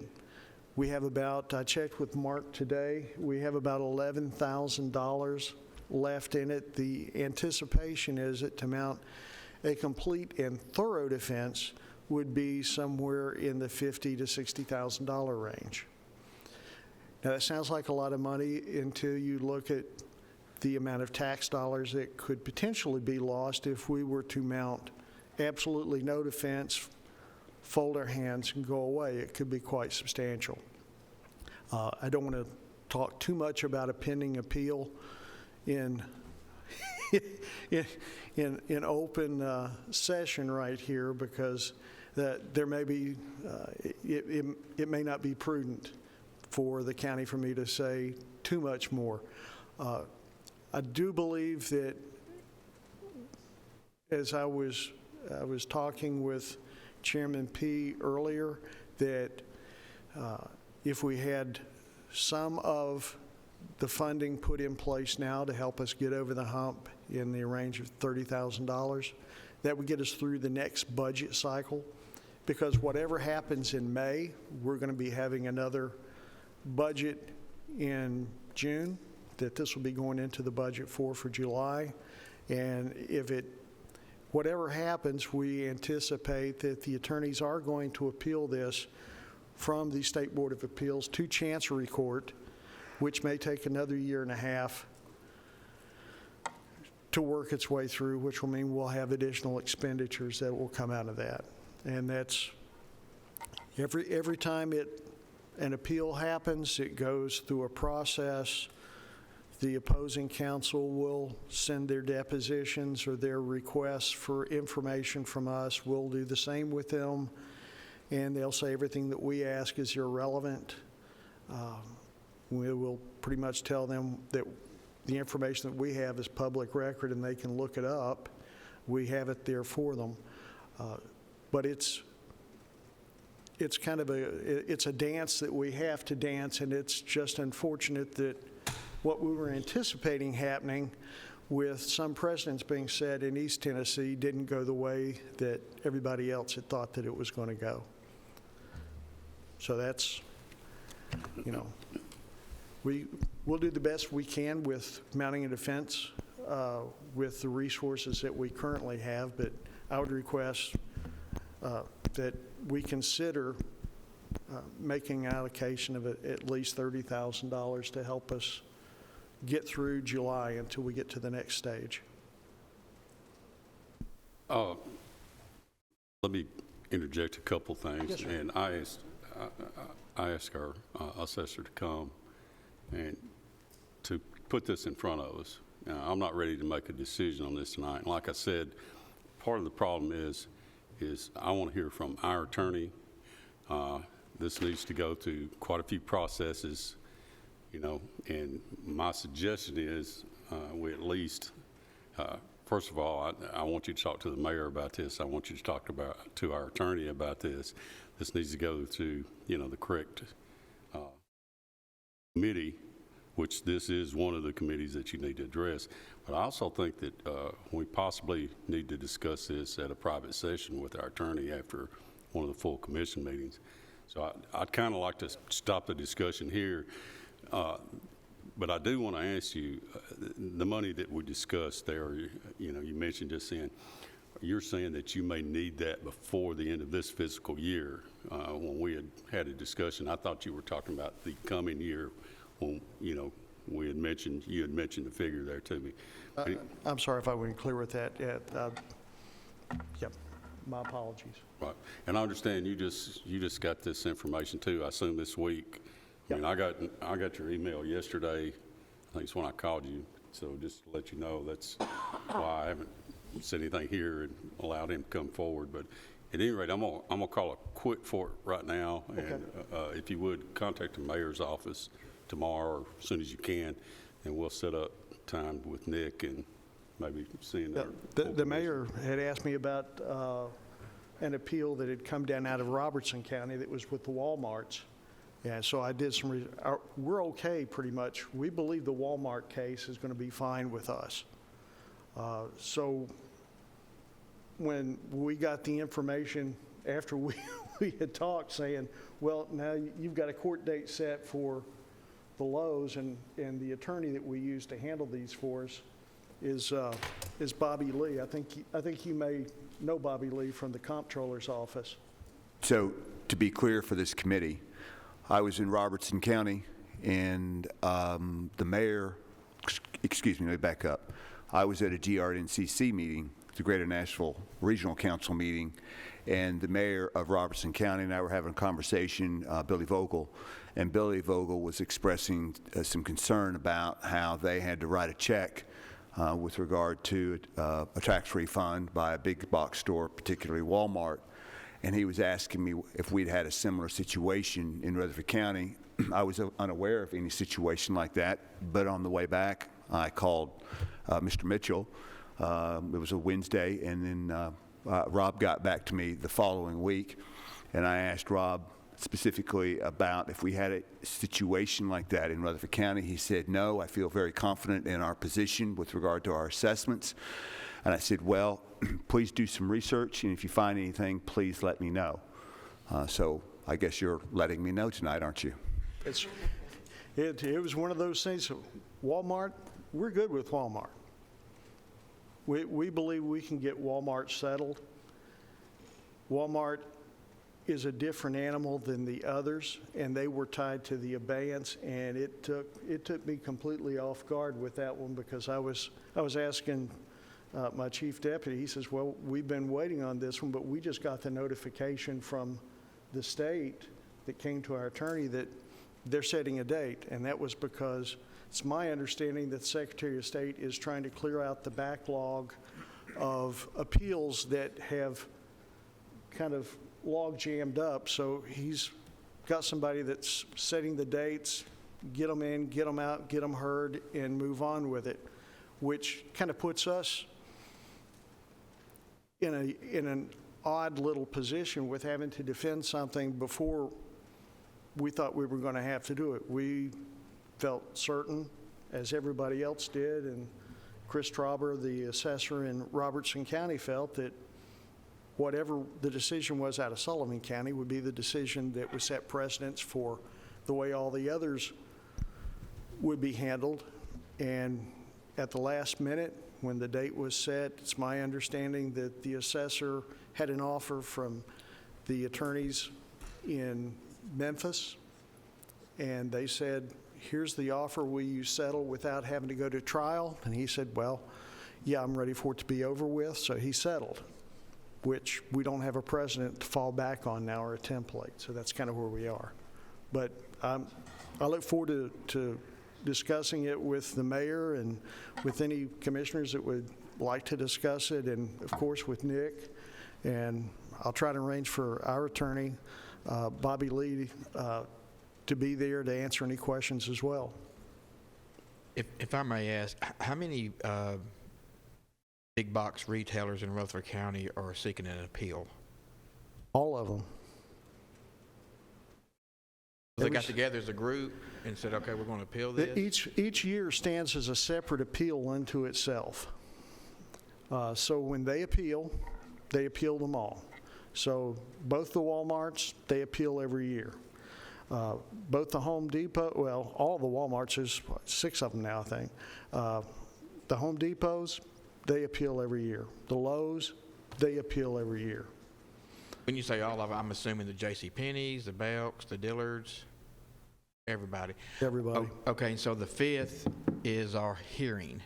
Would there be 100 different hearings, or all wrapped into one to have one hearing? No, they'll be individual. They will come first to the County Board of Equalization. Gotcha. Where they'll be heard as part of the process. So their attorneys will come in and they'll overload us, because even they will present stuff that they have no intent on actually taking to trial or following through on the appeal, they will hit the County Board of Equalization with a ton of information. Every appeal, our office has to develop in-house with our limited staff an appropriate response to every appeal. The only thing that the appellant is required to do currently is state that their reason for the appeal is they believe our value is too high, without ever putting forth any evidence. But we have to present a defense without knowing what their evidence is. We pretty much know they're always going to say, well, it's too low, it's a standard form, they push a button, and it overloads the system. They have their right to appeal. And I was talking with Trustee Ted Beatty. He says, well, why does it take so long? Why do they appeal? I said, well, what they do is they pay the full taxes. In Tennessee, you're only required to pay the undisputed portion. So what they do is they encourage their clients to pay the full amount of the property taxes. When they pay that full amount of property taxes, and if there is an appeal, if there is a settlement that's anywhere lower than what the original value was, that difference in property taxes they get back with statutory interest that currently pays higher than you can get at a bank. So they use the taxpayers of Rutherford County as their bank. So if they get anything, they get more money. Now, in a lot of these cases, the attorneys that handle these clients and these appeals, they will have a small retainer, and then they'll get paid a consignment. They get a portion of the tax dollars that they saved as part of their payment. So it's a cottage industry for them, and it's very profitable because most of the 95 counties in Tennessee, they'll rely on the state to do their defense because they don't have the resources to properly defend, or they will simply give them pretty much what they want, and they know they can do that. Chairman Harris, excuse me. Chairman Harris, you got a question? I understand. I see that this is important, but I think you should have went to the mayor. You should have went to him first, and then you should come to steering, because this is litigation. Yep. And it should come to the steering. And the reason I'm bringing that up, not doubting what you're talking about. I know I see it as a problem, but we have got to maintain order, and we have got to go through the proper channels. Absolutely. Steering has to be, since we deal with litigation, that should have come to us. It should go to the mayor first, then us, then the budget. So I'm probably, the way I feel about this is it needs to go into the right cycle. Chairman Harris, I'd like to address that. You're right, but I want to be real clear. I brought this to the attention of Mr. Mitchell, and you were very clear to me that you didn't think we had a problem. You made that very clear to me in a phone conversation. You know the process, and you know the appeal process, and you knew for a fact that all the big box stores were on appeal, and now you're coming to us asking for $75,000 or some amount to pay for legal fees, when quite honestly, it shouldn't have been the mayor that came to you with this issue as a result of a conversation with another county's mayor. And that's the thing that distresses me, because the check that Robertson County had to write was a big check. And I specifically told you about that, and I had to call you twice to get a response, because I was genuinely worried about the number of big box stores that are in this county and whether this county was in a compromised position because of what Robertson County had to do. And now you're coming to this body, and this is the first time I'm hearing of this. This is the first time Chairman Harris is hearing of this. And so this is catching me a little flat-footed, and I got to tell you, I'm a little irritated, because the check that Robertson County had to write, I believe, was $1 million. So we have to do better. Any other questions from the committee? If not, I'm going to put an end to this discussion for now, and please contact the mayor's office at your first available time, and we'll go forward from there. Sure thing. Thank you. Thank you, Mr. Mitchell. All right, next thing, like I said, there's sometimes that we have things come up that are time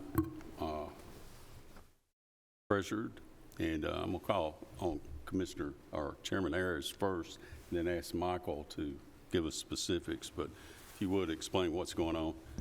Thank you, Mr. Chairman. We are being given a check for $1,513,354.86 to go to our opioid account, abatement account.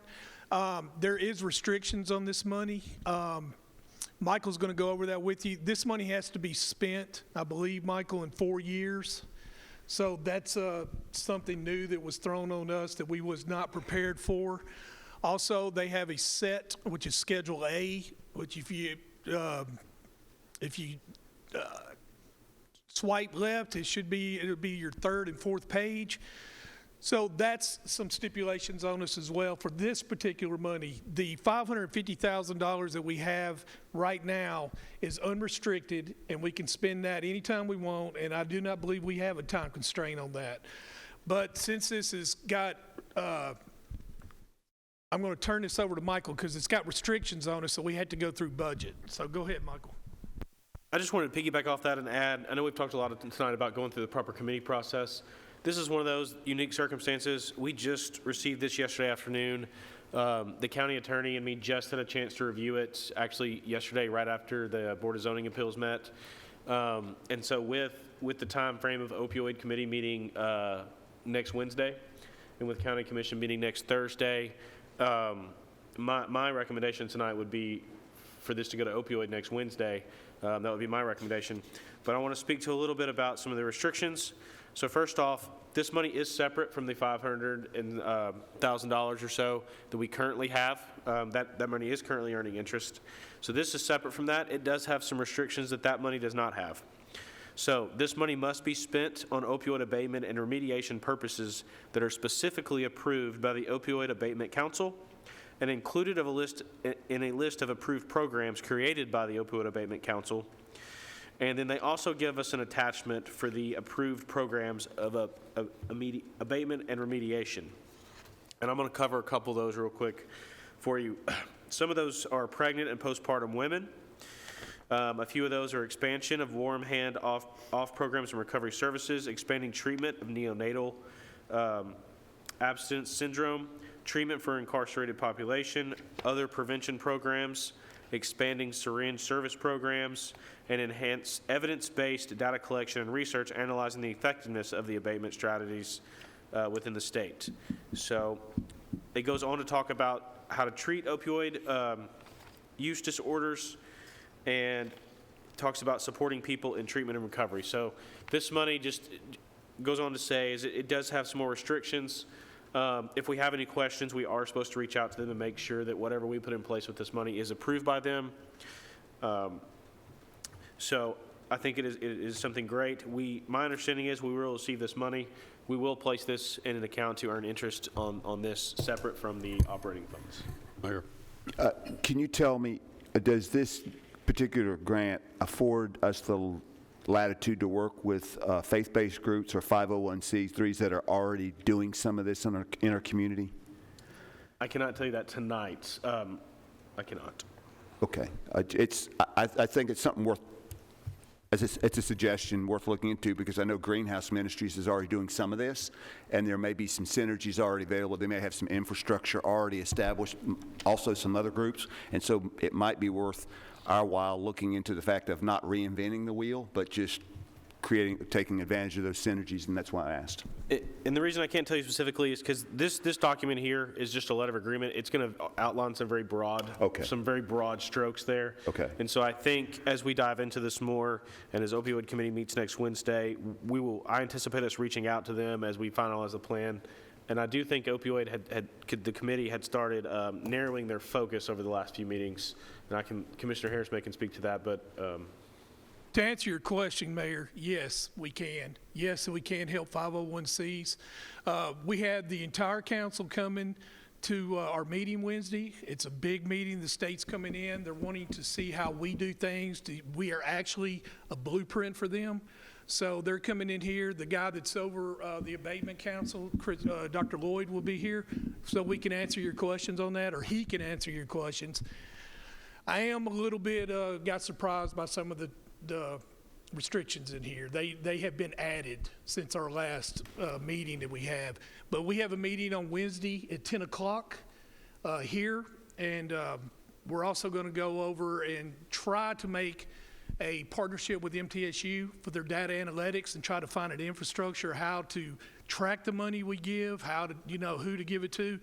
I have informed everybody that we want to do only Rutherford County. So I'm not looking to have us look into Nashville-based companies or anything like that. So we want to focus on us. So I want to expand on to answer your question too. But let me ask Commissioner Harris a real quick question. So when you say Rutherford County only, does that mean the agencies we work with are Rutherford County only, or the end recipient is Rutherford County only, or both? Both. Okay. I want to concentrate on our organizations here. Like, for instance, I know you got you got to deal with some stuff with recovery court. I want to be able to help you on that as well. You're dealing with the building, so I know you're dealing with that, but we also got to have case managers, we got to have therapists, things like that I'm looking at to make sure we take care of Rutherford County. So if you... I want a clarification, because there are some opportunities potentially, and I'll let the opioid committee make those determinations, obviously, but there may be some opportunities locally with some faith-based groups, 501c3s, that are moving in this direction, that already have some infrastructure that potentially the opioid committee could go ahead and leverage. But I'll leave that to you to decide. Yeah, we feel like we're very confident that if we can come up with this infrastructure that I'm trying to talk about, I think that it can really answer all your questions. It'll be able to let us pinpoint what we got to work on. It has always been my intention to help a Greenhouse Ministries or some type of organization like that, because that's what it's all about. But I don't want you to, when people come at us and ask us for money, we got to be careful. And number two is, we're not necessarily, somebody asks us, Mayor Carl, for $100,000, you might get $2,000. We're going to vet every single person as much as we can, because I've already been hit with some scams, and I have a big heart. Y'all know how I feel about this, and I got completely fooled, and I told Robert and all that we need help.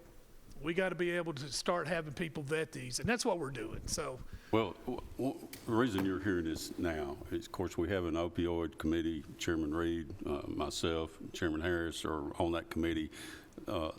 Most of the other board members that are on that committee, however, are not commissioners and cannot vote on a budget. Now, what I assume we need to do, and Michael, you can kind of guide me on this, we need to go ahead and accept this money if that's what the will of this committee, and then forward that to the opioid committee, if you make that part of a motion for them to come to an agreement with it, and then that pass to the full commission this coming Thursday. The opioid committee meets this coming Wednesday, just the day before. So, like I said, Michael, you want to expound on that? Mm-hmm. That is correct. And then I want to add, to piggyback off what Chairman Harris said and the mayor asked, so this money can be spent to support or expand peer recovery centers. So that would be third party. And it goes on to say, it can be spent to identify successful recovery programs, such as physician, pilot, college recovery programs, provide support and technical assistance to increase the number of capacity of high-quality programs to help those in recovery.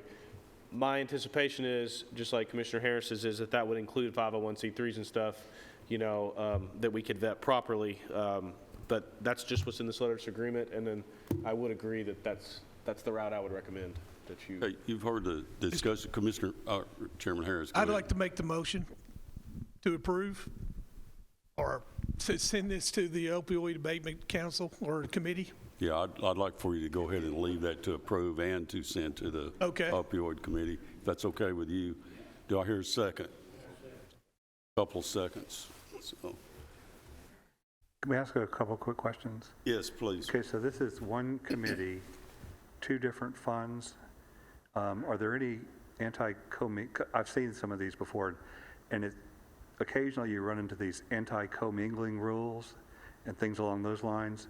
So I'm just making a comment, that's something to be very careful of, that funds aren't mixed, especially when one has unrestricted and the other is restricted. And I don't know what policies and procedures are in place currently for this, but I would just encourage, taking a hard look at it and making sure those policies and procedures are in place. Well noted. Thank you. Michael is very aware of that. He and the attorney have already been looking at this, and promise you they will. Currently, the current funds that we do have are not commingled. They're actually in an account, and then they're cost-centered on their own. And I would anticipate us following in those same lines with this, so that we don't violate any of those things that you're speaking of. Yeah, and we had to separate them because these have a timeline on them. So the 1.5 has to be gone by the 4th year, or we had to request an extension, and then if we don't do it by then, we got to pay them back. So it puts a lot more pressure on us. It's something that we got surprised with, but we'll handle it. Okay, any other discussion? Call roll, please, Mark. Commissioner Piercy? Yes. Commissioner Srinial? Commissioner Gooch? Yes. Commissioner Harris? Yes. Commissioner Irvin? Yes. Commissioner Johnson? Yes. Commissioner P? Yes, motion carries. Now, that's got all the business that we've got other, and besides, I did notice Dr. Sullivan just walked in. If you got a comment you'd like to make, I know y'all had some discussions tonight, might be coming to us soon. Thank you. So thank you, Commissioners. Yeah, we just finished, our board did approve a 5-year building plan, and that building plan did include the 3 high school additions and 1 elementary school. So we talked about that just a little bit, but that'll go before Health and Ed, I guess, next, and then budget ultimately to look to see, and then the full commission. We realize that's a huge ask, but that is basically where our request was the 3 additions from last year and adding in the elementary school that we are trying to relieve overcrowding from Blackman and Stewart's Creek. Anything else? There's a lot of things, but oh. There's all kinds of things. I'll amen that. Yes, all kinds of things. So, well, thank you. Yes, thank you for the comment there. Hearing nothing else, we're adjourned.